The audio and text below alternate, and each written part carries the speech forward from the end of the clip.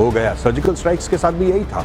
जब बालाकोट हुआ किसी को कुछ पता नहीं था। इनफैक्ट इतना सीक्रेट कि फौज के अंदर नहीं पता था कि सर्जिकल स्ट्राइक्स होने वाली हैं। बहुत कम लोगों को पता था। और इनफैक्ट इंडियन आर्मी में सीनियर लीडरशिप के काफी हिस्से को नहीं पता था। जो लोग रेलेवेंट थे सिर्फ उनको पता था।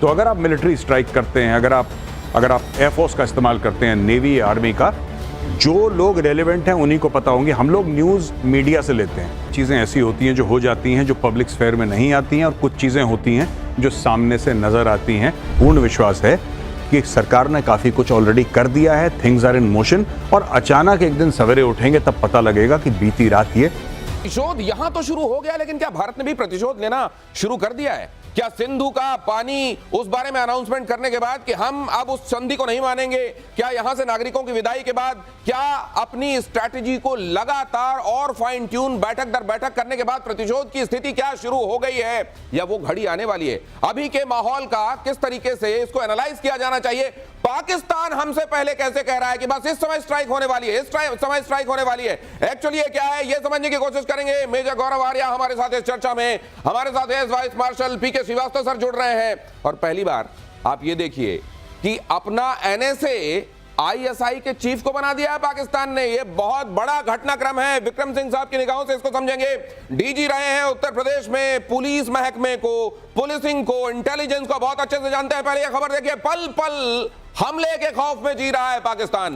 रावलपिंडी से कराची तक एयर स्ट्राइक का डर। पाकिस्तान की फौज एलओसी से लेकर पीओके तक असल में अलर्ट में दिखाई दे रही है। लेकिन हालत क्या है? लाहौर, कराची, पेशावर, इस्लामाबाद में हाई अलर्ट साउंड किया गया है। सियालकोट, फिरोजपुर सेक्टर में रेडार एक्टिवेट किया गया है। पाकिस्तान के कराची में एयर डिफेंस सिस्टम सक्रिय हो गया है। पाकिस्तान एयरफोर्स का लाहौर और सियालकोट में युद्धाभ्यास भी चल रहा है, और उसका कुछ वीडियो भी रिलीज किया गया है। लेकिन क्या ये साइकोलॉजिकल वॉरफेयर है, या असल में वो इतने तैयार हैं और उनके पास इतने इक्विपमेंट्स हैं कि वो उसको फ्लॉन्ट करने के लिए, वो उसको शो ऑफ करने के लिए मरे जा रहे हैं? गौरव, ये क्या है एक्चुअली? ये जो चाय से ज्यादा केतली इनकी गर्म हो रही है, ये क्यों हो रही? देखिए, एक सेंस ऑफ इनसिक्योरिटी है पाकिस्तान के अंदर, और ये इनसिक्योरिटी ये है, उनको पता है कि कन्वेंशनल वेपन्स और इक्विपमेंट की जहां तक बात है, भारत उनसे 5-7 गुना ज़्यादा बड़ा है। भारत के पास जितने टैंक्स हैं वो दुगने या तिगने हैं, एयरक्राफ्ट, सबमरीन्स, हर चीज़ में। भारत की जो मईशत है, यानी कि भारत की इकोनॉमी बहुत बड़ी, और इकोनॉमी में इसलिए बोल रहा हूँ क्योंकि दिनेश, बिना इकोनॉमी के आप लड़ाई नहीं लड़ सकते। चाणक्य ने आज से 2500 साल पहले कहा था कि from the strength of the treasury the army is born. जो ट्रेजरी होती है ना, जो देश का कोष होता है, वहां से सेना पैदा होती है। ये चाणक्य कह गए 2500 साल पहले, और वही चीज है जो पाकिस्तान भली भांति इससे परिचित है। आज की तारीख में ये पूरा जो एक हवा बना रखा है कि मार डालेंगे, आ गए, ये किसको बता रहे हैं? ये दुनिया को समझा रहे हैं। और इसीलिए चाहे तुर्की हो, चाहे ईरान हो, चाहे अमेरिका हो, चाहे रूस हो, सब धीरे धीरे कह रहे हैं यार लड़ो मत, न्यूक्लियर पावर्स हो, लड़ो मत। यही पाकिस्तान चाहता है। पहले हमला कर दिया, पहले पहलगाम में टेरर अटैक कर दिया, अब उसके बाद हाय हाय कहता हुआ पूरी दुनिया में घूम रहा है पाकिस्तान। और ये जो अमेरिका की भी बातचीत हुई है हिंदुस्तान से, पाकिस्तान से, ये जो वहां के मंत्रियों की बातचीत यहां चल रही है, ये क्या, इससे ये दिखाता क्या है? क्या असल में रिस्ट्रेंट की बात भारत से अलग, पाकिस्तान से अलग अलग संदर्भों में की जा रही है, ये भी समझेंगे। लेकिन पाकिस्तान में हमले की आहट से दहशत है। ये खबर देखिए, पाकिस्तान के होटलों में लगाए जा रहे हैं सायरन। 29 शहरों में चेतावनी के सायरन लगाए गए हैं। खैबर पख्तूनख्वा, पेशावर, एबटाबाद में बज रहे हैं सायरन। ये सायरन तो यहां लगाए जा रहे हैं गौरव, लेकिन पता ये चला है कि बंकर में जो लोहा लगाया जाता है, वो लोहा चुरा कर ले गए हैं। तो वहां तो बंकर में छिपने लायक भी नहीं बचे हैं ये लोग। नहीं, तो बहुत पहले जो अंग्रेज रेल की पटरी छोड़कर गए थे, इन्होंने हजारों किलोमीटर रेल की पटरी बेच दी है। इन्होंने ट्रेन की इंजन बेच, आप समझिए चलता फिरता ट्रेन का इंजन खड़ा हुआ है यार्ड में, भाई वहां से काट के ले गए ट्रेन का इंजन। तो ये तो कुछ भी नहीं है, बंकर का लोहा आप बोल रहे हैं। तो वहां पे तो ये सायरन जो लगा रहे हैं बच जाएंगे टाइम पे? मुझे नहीं लगता। ये सायरन चुरा के बेच देंगे पाकिस्तानी, बिकॉज ये उनका एक कैरेक्टर है, नेशनल कैरेक्टर। ये आप कह रहे हैं ना कि सरिया चुरा के ले गए, हाँ। ये सरिया सिर्फ चुरा के नहीं ले गए, ये कई सारी चीजें हैं। ये एयरपोर्ट का फेंस चुरा के ले जाते हैं। जब 9 मई में इमरान खान की वो हुए था कि उसके बाद प्रोटेस्ट हुई थी, तो कुछ भीड़ जिसमें पीटीआई के वर्कर नहीं थे, जनरली भीड़ गई थी। वहां पे क्वेटा एयरबेस के आसपास जो फेंस था, तो उन्होंने लगा कि ठीक है बहती गंगा में हम भी हाथ धो लें। वो करीब 200-300 मीटर का फेंस चुरा के ले गए, बाजार में कबाड़ी वाले को बेच दिया। तो ये कोई नई बात नहीं है जो आप बता रहे हैं। चोरी उसकी आदत है, खुद अपना घर नहीं छोड़ते। पाकिस्तान से निपटने के लिए अलर्ट मोड पर एयरफोर्स। कल एक साथ गरजेंगे रफेल, जगुआर और मिराज। जरा ये खबर देखिए, यूपी के गंगा एक्सप्रेसवे पर वायुसेना का युद्धाभ्यास होगा। रफेल, जगुआर, मिराज करेंगे एक्सप्रेसवे पर लैंडिंग। 3.5 किलोमीटर लंबे एयर स्ट्रिप पर उतरेंगे एडवांस फाइटर प्लेन। ये इस एक्सरसाइज का मतलब क्या है? और सुना है कि रफेल के नाम से नींद नहीं आ रही है पाकिस्तान में। हर दिन वहां की मीडिया में रफेल रफेल आया, पीओके में आके रेकी करके चला गया। इस तरह की बातें हो रही हैं। बिल्कुल सही कह रहे हैं। ये हास्यास्पद लगता है कि अभी कुछ गया नहीं है, अभी तो सिर्फ करवट बदली है। कोई चीज आसमान में गर्जी तक है, तो इनको बिजली गिरी नहीं है, बिजली तो गिरना बाकी है।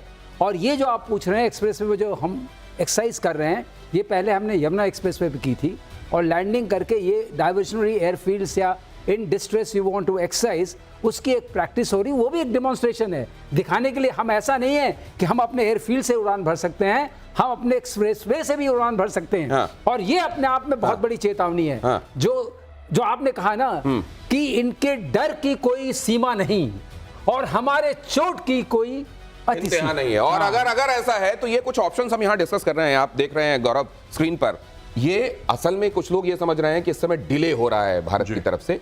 ये डिले हो रहा है क्या, नंबर एक, या ऑलरेडी काम शुरू हो चुका है और इसको जो डिले के तौर पर देख रहे हैं वो डिसेप्शन में है?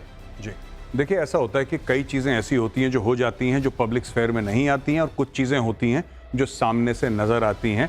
मुझे ऐसा लगता है कि सरकार, और मुझे विश्वास है, सिर्फ लगता नहीं है, मुझे पूर्ण विश्वास है कि सरकार ने काफ़ी कुछ ऑलरेडी कर दिया है। थिंग्स आर इन मोशन, और अचानक एक दिन सवेरे उठेंगे तब पता लगेगा कि बीती रात ये हो गया। सर्जिकल स्ट्राइक्स के साथ भी यही था। जब बालाकोट हुआ किसी को कुछ पता नहीं था। इनफैक्ट इतना सीक्रेट कि फौज के अंदर नहीं पता था कि सर्जिकल स्ट्राइक्स होने वाली हैं। बहुत कम लोगों को पता था। और इनफैक्ट इंडियन आर्मी में सीनियर लीडरशिप के काफ़ी हिस्से को नहीं पता था। जो लोग रेलिवेंट थे सिर्फ उनको पता था। तो अगर आप मिलिट्री स्ट्राइक करते हैं, अगर आप एयरफोर्स का इस्तेमाल करते हैं, नेवी, आर्मी का, जो लोग रेलिवेंट हैं उन्हीं को पता होंगे। हम लोग न्यूज़ मीडिया से लेते हैं। मीडिया क्या, यहाँ पे जब मैं कह रहा हूँ, उस दिन हम INS अरिहंत के बारे में बात कर रहे थे, मैंने बोला था कि नेवी तक वालों को नहीं पता होता कि अरिहंत कहाँ पे। अगर नेवी को नहीं पता होगा तो मीडिया को कहाँ से पता होगा? तो अगर ये हालात हैं तो आप सोचिए। और इधर देखिए, ये अगर ये एक इंफॉर्मेशन और साइकोलॉजिकल वॉरफेयर भी चल रहा है तो जरा ये देखिए, ये खबर देखिए। भारत पाकिस्तान तनाव से जुड़ी हुई इस वक्त ये बड़ी खबर है, बड़े ध्यान से देखिएगा और इस पर गौरव आप तैयार रहिएगा अपने कमेंट के साथ। अमेरिका के सामने गिड़गिड़ाए पाकिस्तान के PM शहबाज। अमेरिकी विदेश मंत्री से शहबाज ने गुहार लगाई, भारत को रोके अमेरिका। शहबाज शरीफ ने कहा। विदेश मंत्री मार्को ने S जयशंकर से भी बात की, हमारे विदेश मंत्री से, और इधर से कहा गया कि हम हमलावर और साजिश करने वालों को छोड़ेंगे नहीं। एस जयशंकर का ये जो ट्वीट है गौरव, आपको मैं चाहूंगा कि इसको पढ़ें। और ये भाषा क्या है, जरा इसमें बिटवीन द लाइंस क्या है वो भी आप बताएं। Discuss the Pahalgam terrorist attack with US Secretary Rubio yesterday. Its perpetrators, backers and planners must be brought to justice. देखिए साहब, ये एक बहुत बड़ा स्नब है अमेरिका को, क्योंकि अगर आपने मार्को रूबियो का बयान पढ़ा हो या देखा हो, वो कह रहे हैं कि आप लड़ाई मत करिए, डी एस्केलेट करिए। मार्को रूबियो ने क्लियरली बोला डी एस्केलेट करिए। लेकिन उस मीटिंग के बाद, उस बातचीत के बाद, जो कि एक फोन कॉन्वर्सेशन हुई है, उसमें डॉक्टर जयशंकर ये ट्वीट करते हैं कि हमने पहलगाम का टेररिस्ट अटैक मार्को रूबियो के साथ डिस्कस करा है। और फिर यहां पे देखिए, यहां पे फुल स्टॉप है, हमने आपसे डिस्कस कर दिया, ये एक कहानी खत्म हो गई।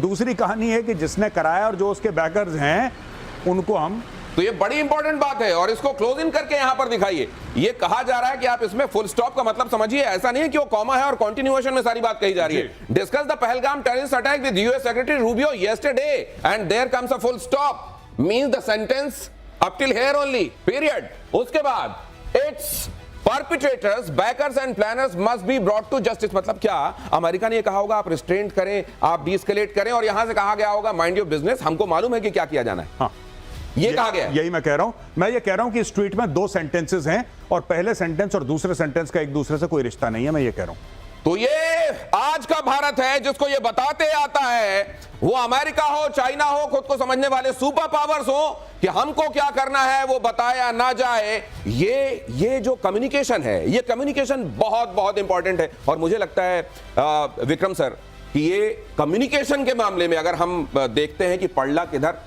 S जयशंकर के आगे, तो मुझे लगता है कि पाकिस्तान एकदम ही भूसा दिखाई देता है मुझको, दिमाग के मामले में, कम्युनिकेट करने के मामले में, डिप्लोमेसी के मामले में। आपने 2 लाइन में गागर में सागर का समावेश हो गया है।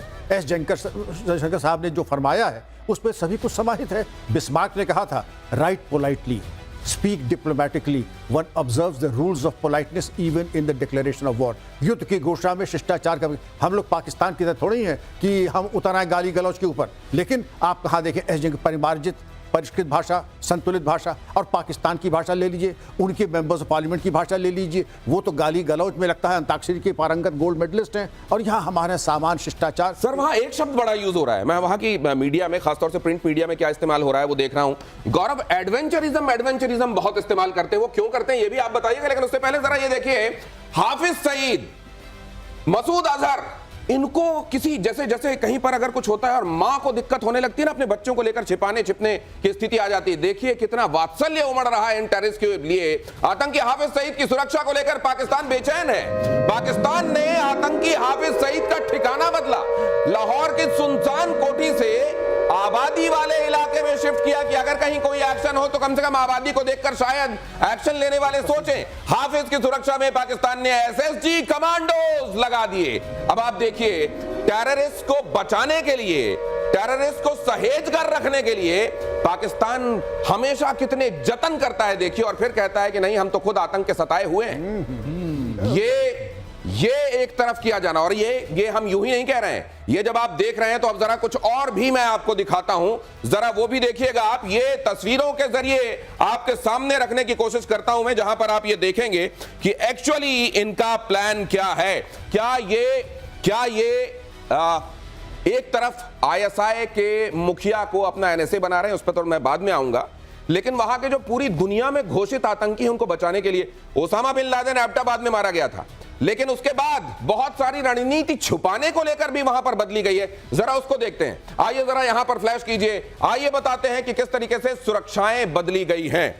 अरे दाऊद इब्राहिम को छिपा कर रखा हुआ है, मसूद अजहर को, हाफिज सईद को कैसे प्रोटेक्ट किया जा रहा है जरा देखिए। और ये जरा गौरव आइए और समझाइए। मुझे लगता है ये बड़ा चेंज है, क्योंकि हम जब देखते हैं एबटाबाद वाले मामले में तो एक ऐसी जगह थी जहां उसको एक तरीके से फ्लैट देकर रखा हुआ था, लेकिन अब ये जो जगह है ये बस्ती वाला इलाका भी है, और ये बंकर वहां बनाकर छिपाया गया। मतलब एक तो कि अगर कार्रवाई हो तो कोलेटरल डैमेज भी हो, और साथ में शायद बस्ती देखकर लोग गुरेज करें, और वहां पर अब कोई अपार्टमेंट नहीं है, बंकर है। मतलब किस तरीके से इन्होंने अपने आतंकियों को छिपाने के लिए स्ट्रैटेजी बदली, जरा वो समझाएंगे। आप बताइएगा कहां जूम इन करना है, जूम आउट मैं करूंगा। नहीं, बिल्कुल यही वाला इलाका है जी। ये जो गौहर मोहल्ला है जिसके बारे में बात कर रहे हैं लोग जी। अब ये देखिए ना, ये जो हाफिज सईद का घर, ये जौहर मोहल्ला है, ये सॉरी, तो ये वाला जो इलाका है, और अगर आप पूरे इलाके को देखें, मतलब हाई डेंसिटी वाला इलाका है। यहाँ पे पॉपुलेशन बहुत ज्यादा है, यानी कि कोई भी अगर आएगा लोग आराम से, अच्छा जो हाईली डेंसली पॉपुलेटेड जो इलाके होते हैं उसकी खासियत होती है कि वहां पे रात दिन आवागमन चलता है। फेमिलियर लोग जो वहां के रहने वाले होते हैं, यानी कि कोई अनजान शख्स 2 मिनट में पहचाना जाएगा। ये देखिए साहब, ये मस्जिद है, यानी कि मस्जिद में भी लोग हैं। ये मस्जिद किसके कंट्रोल में है? मस्जिद इनके कंट्रोल में है।